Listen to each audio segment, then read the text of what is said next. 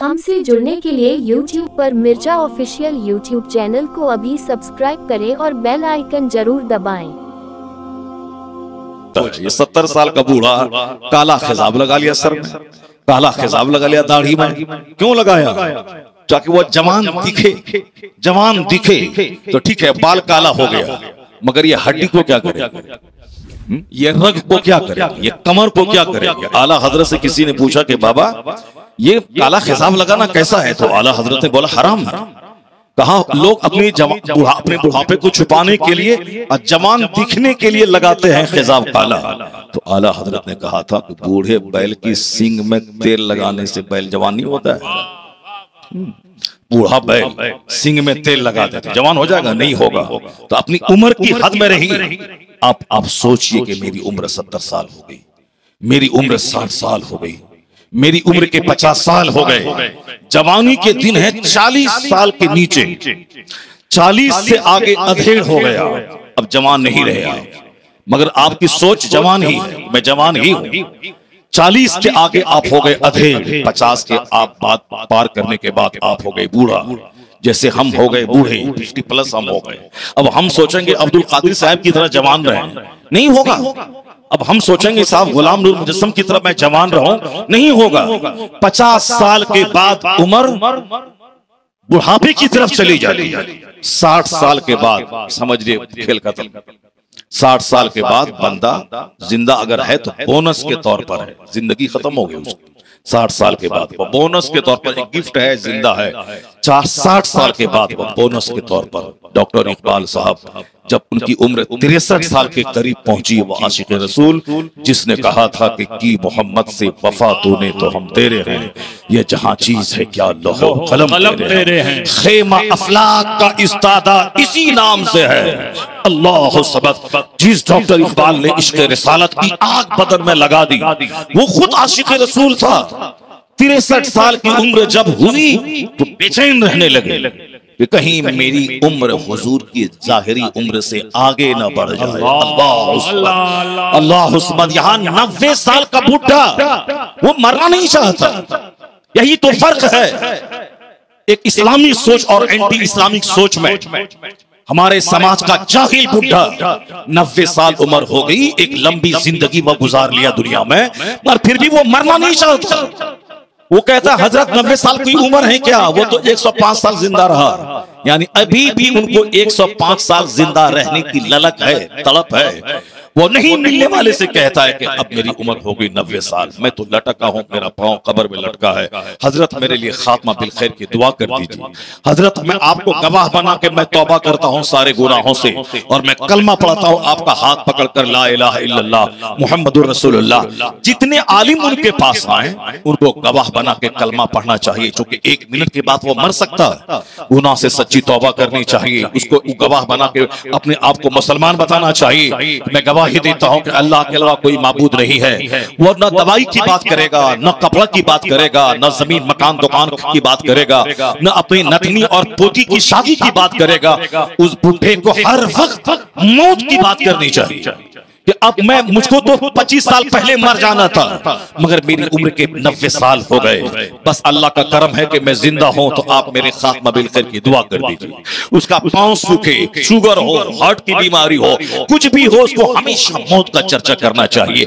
लेकिन जीने की तड़प इतनी है उसके अंदर में कि जो मौलाना साहब आते हैं खात्मा बिल खैर की बात नहीं करता। वो बात क्या करता है? हजरत सांस फूल रहा है, कोई दवाई ववाई है, कोई अच्छा, आप तो पूरे हिंदुस्तान घूमते हैं, कोई डॉक्टर को देखते, आप खुद डॉक्टर हैं, हजरत हमको कोई दवाई दे दीजिए, बहुत सांस फूल रहा है। ये वो बोलता हजरत ये घुटना में बहुत दर्द है, कोई डॉक्टर है, कोई दवाई वाही तो दे दीजिए।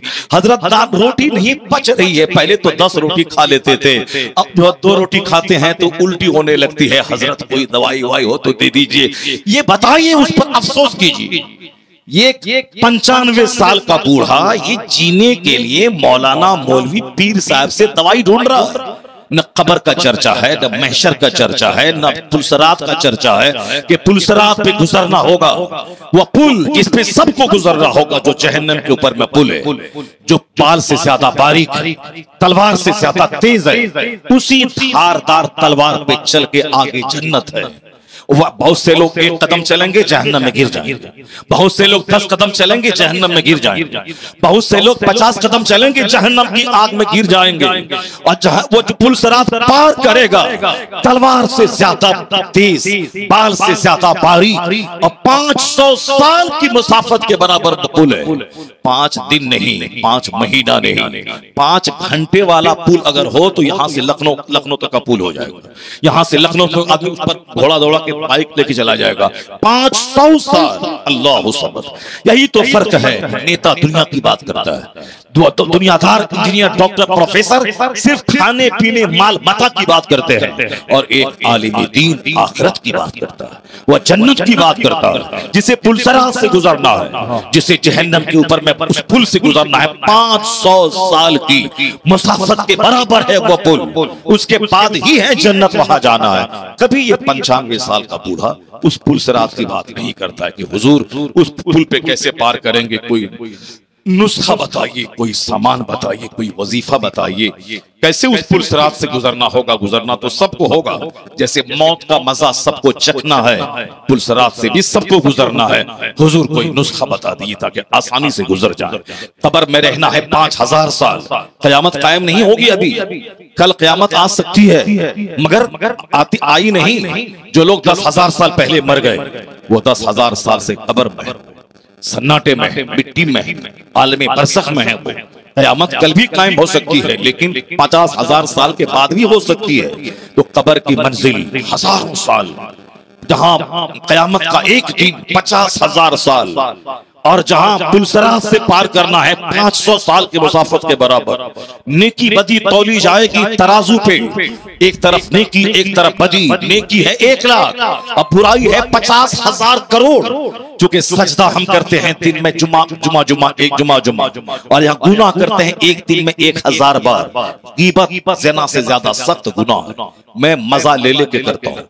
झूठ बोलना हराम है, रोसी उससे घटती है, मुंह से बदबू पैदा होती है, और आजकल 90% लोगों के मुंह से बदबू आती है, उसके बदन से बदबू आती है, उसकी बोली से बदबू आती है। यकीन नहीं आए तो आज के बाद से आप तजर्बा करने लगी, जिसके पास बैठे उसके बदन से बदबू आए, उसके मुंह से बदबू आएगी। क्योंकि झूठ बोलने वाले के मुंह से बदबू आती है, झूठ बोलने वाले के मुंह से बदबू आती है। जो गीबत करता है उसके मुंह से पाखनी की तरह बदबू आती है। जो मेरी माँ बहन बेटियां सास की गीबत कर रही है, फोन पे अपनी माँ से फोन कर रही है, ये बहुत इंतहाई घटिया औरत हमको मिल गई अम्मी, ये हमेशा गाली देती है, हमेशा टॉर्चर करती रहती है। मैं 1000 कुछ करूं या अपनी बेटी मानने को तैयार नहीं है, मुझको यहाँ रहने का मन नहीं कर रहा है। वहां से माँ क्या बोलती है फोन से कि तुम डरना उड़ना मत, वो एक बात बोले तुम 50 बात बोलना उससे, वो तब के मत रहना।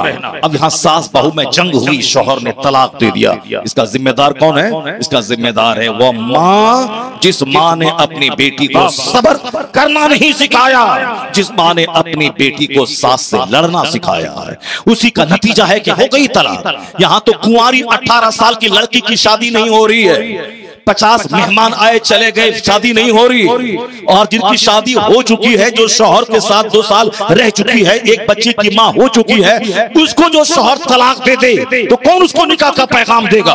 इसलिए मेरी माँ बहन बेटी, जब तेरी बेटी वहां से फोन करके सास की शिकायत करे, उनको कहना खबरदार, अगर मैं तेरी माँ तुझको 50 गाली दूं तो तू उसको बुरा नहीं मानती है, ये जान ले कि वो तेरे शौहर की माँ है।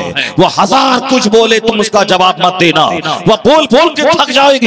एक दिन तेरा सब्र उस पे हावी हो जाएगा, वो अपना दिल तेरे पांव के नीचे बिछा देगी। जब वो देखेगी मैं गाली देती हूँ ये सब्र करती है, मैं इनको मारने दौड़ती हूँ ये सब्र करती है, उनके सीने में है दिल। जब सब्र करेगी तो जो तलवार से जो उसके दिल को मुसख्खर न कर सके, वह तेरा सब्र उसके सीने को तोड़ देगा। एक दिन आएगा कि वह अपना दिल तेरे पांव के नीचे बिछा देगी। घर को आबाद करने का बेहतर तरीका है कि एक माँ अपनी बेटी को फोन पे को बोले, शौहर का एहतराम बताए, शौहर का एहतराम बताए, शौहर की माँ का एहतराम बताए, कि शौहर तुम्हारा सरताज है और तुम्हारे मालिक व मुख्तार की माँ है। वो मालिक व मुख्तार की माँ है। अपने शौहर की मोहब्बत में शौहर की माँ से प्यार करना, वह मुझसे ज्यादा उनको सम्मान दे। रानी बन के तू रहेगी। अब तू मेरे घर में नहीं रहेगी, अगर लौट के आ गई तो खानदान की नाक कट जाएगी कि उसकी लड़की को तलाक हो गया, वह बेवा हो गई, फिर तुम दोबारा लौट के आई अपने भाई के लिए बोझ बन जाएगी। तो तुम आज सुहागन है उसी शौहर की वजह से। जब तक वह जिंदा है तो बेवा नहीं, सुहागन है। जब सुहागन है तो उसकी वजह से, तो उसकी माँ है, वो शौहर की माँ है। शौहर की कद्र और शौहर की माँ है, वो उसकी इज्जत कर। मगर नहीं, 1 घंटे तक बेटी गीबत करती रहती है, एक बार भी माँ उसको समझाती नहीं है गीबत करना हराम है। और अल गीबत अशद्दु मिन ज़िना, गीबत ज़िना से ज्यादा सख्त है।